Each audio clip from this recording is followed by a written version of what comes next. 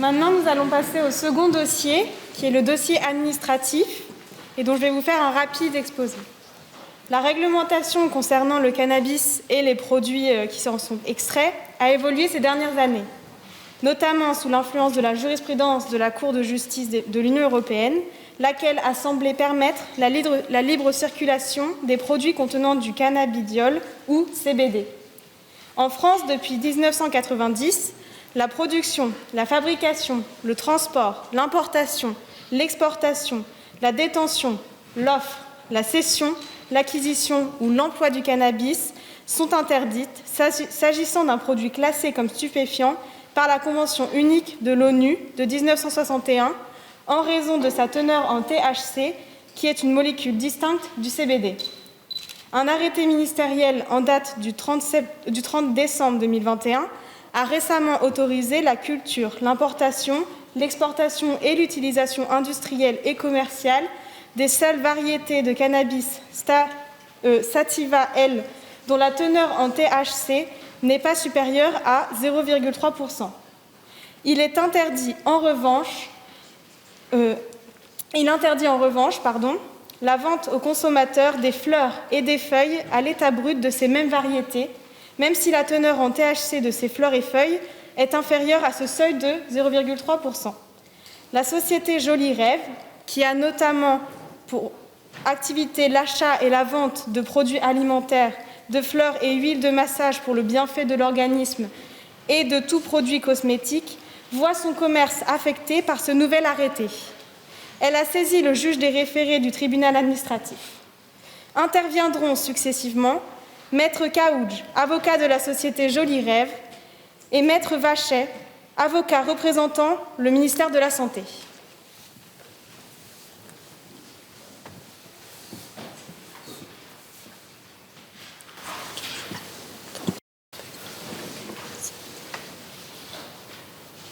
Monsieur le Président, Mesdames et Messieurs les membres du jury, nous sommes réunis aujourd'hui au sein de cette magnifique salle d'audience afin de contester une décision liberticide et qui porte hautement atteinte aux droits et libertés de mon client, la société Jolie Rêve, que j'ai l'honneur de défendre devant vous. Nous sommes réunis aujourd'hui au sein de cette magnifique salle d'audience car la décision que nous contestons est non seulement injustifiée mais encore disproportionnée, et ce, en raison du fait qu'elle porte atteinte à l'existence même de mon client. J'ai nommé pour ce faire un arrêté ministériel en date du 30 décembre 2021 et qui autorise la culture, l'importation, l'exportation, ainsi que l'utilisation industrielle et commerciale des seules variétés de cannabis sativa L, dont leur teneur en THC, tétrahydrocannabinol, n'est pas supérieure à 0,3%. Mais par le même temps, cet arrêté interdit la vente aux consommateurs de cette même variété de cannabis, et ce, même si la teneur en THC est inférieure à 0,3%. La société que je défends a pour objet la vente, l'achat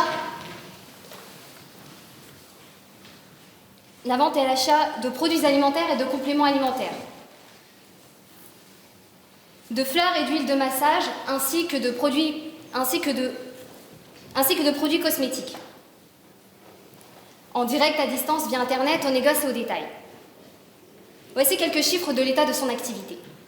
La société que je défends exploite 9 magasins dans 5 départements différents. Elle emploie une vingtaine de salariés et dégage un peu plus d'1 300 000 € de chiffre d'affaires par an.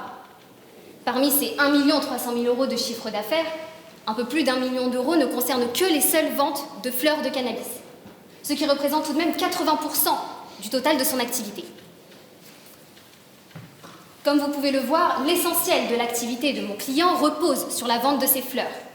C'est donc pour cette raison que nous demandons la suspension immédiate de l'arrêté litigieux. Nous demandons cette suspension car il y a urgence à le faire. Et il y a urgence car, je vous le dis, cet arrêté ne peut pas être justifié par des considérations de santé publique. Je sais que le terme de cannabis peut paraître un peu polémique. Il s'agit là d'une plante dont la principale molécule psychoactive, le tétrahydrocannabinol.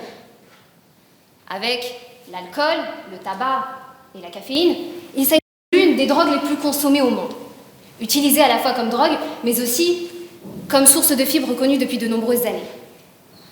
Alors je sais ce que vous me direz, mais qu'est-ce donc? Cette avocate vient demander la suspension d'un arrêté visant à interdire la vente d'une drogue? En vérité, il n'en est rien. Pour ceux qui n'ont jamais consommé de cannabis, et je vous rassure, j'en fais partie, je vous informe qu'il existe différentes variétés de cannabis, dont la variété Sativa L, précisément visée par l'arrêté ministériel que nous contestons. Cette variété de cannabis est aussi appelée chanvre cultivée. Son exploitation est de nouveau autorisée dans un certain nombre de pays européens. Cette plante est connue pour ses vertus thérapeutiques, mais aussi pour son riche apport en CBD. Le CBD, ou cannabidiol, est la principale molécule contenue dans cette plante. Eh bien, je vous informe que la variété de cannabis Sativa L n'est pas un produit stupéfiant lorsque son taux de THC est très bas. Tout est donc une histoire de taux, et c'est donc ici que j'interviens pour vous dire que l'article R 5132-86 du Code de la santé publique interdit la production, la fabrication, le transport, l'importation, l'exportation, la détention, l'offre, la cession, l'acquisition ou l'emploi du cannabis. Mais dans le même temps, cet arrêté autorise la culture, l'importation, l'exportation, ainsi que l'utilisation industrielle et commerciale de cette variété de cannabis. Mais seulement, et je cite, si elle est dépourvue de propriétés stupéfiantes. C'est en application de cet article que l'arrêté que nous contestons a été pris. Et si on en lit les termes mêmes de l'arrêté, il semblerait que le taux qui ait été fixé est de 0,3%. Ainsi, la variété de cannabis Sativa L en dessous de 0,3% de THC n'est pas une substance stupéfiante. Stupéfiant, non? Or, si l'on considère qu'il faut lutter contre la vente et la consommation de cannabis, qui est bien sûr une politique de santé publique, en raison notamment des effets néfastes que peut avoir la drogue sur la santé mentale, il n'en reste pas moins qu'il faut avoir raison gardée. La réglementation sur les stupéfiants fait déjà l'objet d'un certain nombre de réglementations et même de répression pénale. La variété de cannabis dont je vous parle n'est pas un produit stupéfiant lorsque son taux de THC est très bas. C'est une plante inoffensive. Alors pourquoi aller au-delà de ce taux? C'est la question que je vous pose. En allant au-delà de ce taux, en vérité, cet arrêté vient précisément attenter de manière extrêmement grave à la liberté du commerce et de l'industrie de mon client, liberté qui lui est constitutionnellement reconnue. En effet, la liberté du commerce et de l'industrie est une composante de la liberté d'entreprendre et garantit à tout citoyen la possibilité d'exercer la profession ou la négoce de son choix, et comme il l'entend. La liberté d'entreprendre est protégée par l'article 4 de la Déclaration des droits de l'homme et du citoyen et garantit à toute personne d'exercer librement une activité économique dans le domaine de son choix et comme elle l'entend. Or, cet arrêté vient précisément porter atteinte à cette liberté, mais je dirais même plus, cet arrêté vient porter atteinte à l'existence même de mon client. En effet, comme je vous l'ai dit, 80% de son chiffre d'affaires se fait à partir de la vente de ses fleurs. C'est donc à la liquidation que mon client encourt. Mais cet arrêté vient porter aussi atteinte à l'avenir même de la vingtaine de salariés que mon client emploie. Sans parler des retombées économiques lorsque l'on sait que plus d'1 300 000 € de chiffre d'affaires est dégagé par cette société par an. De plus, mon client vend des produits alimentaires, des compléments alimentaires. Il vend des produits cosmétiques, des fleurs et des huiles de massage. Nous sommes là très loin de points de deal et de lieux de consommation de drogue. Mesdames et messieurs, nous souhaitons aussi mettre en avant le caractère particulièrement disproportionné de l'arrêté que nous contestons. En effet, même si la loi autorise qu'une atteinte à une liberté fondamentale puisse être atteinte, en revanche, cette atteinte serait parfaitement illégale si elle présentait un caractère excessif par rapport au but poursuivi. Je voudrais vous prendre pour exemple le cas de la réglementation sur l'alcool. En effet, la loi interdit de conduire lorsque le taux d'alcool dans le sang est supérieur ou égal à 0,5 g par litre de sang, soit 0,25 mg par litre d'air expiré. Comme vous le savez, des contrôles de police sont opérés chaque année, sans qu'il ne soit fait aucun problème. Ce n'est pas pour autant que l'on interdit de manière générale et absolue la vente et la consommation d'alcool sous prétexte qu'au-delà d'un certain taux, celui-ci aurait des effets néfastes et sur la santé et sur la sécurité publique. Je fais cette analogie de manière tout à fait volontaire par rapport à la réglementation sur les stupéfiants. Le cannabis n'est rien d'autre qu'une plante, et il existe différentes plantes. Certaines ont des propriétés stupéfiantes, d'autres pas, ou très peu.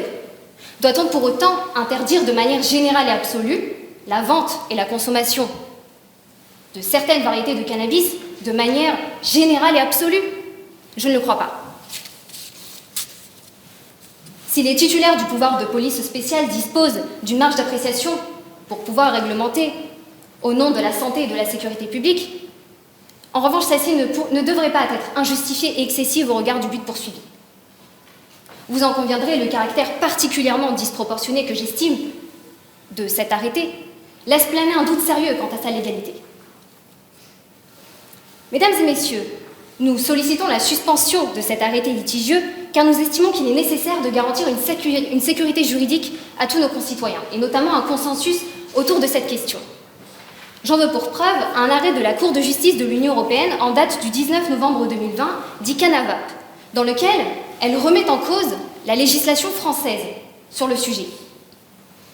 La Cour de justice de l'Union européenne a estimé en effet que notre législation était manifestement illégale et contraire au principe de libre circulation des marchandises.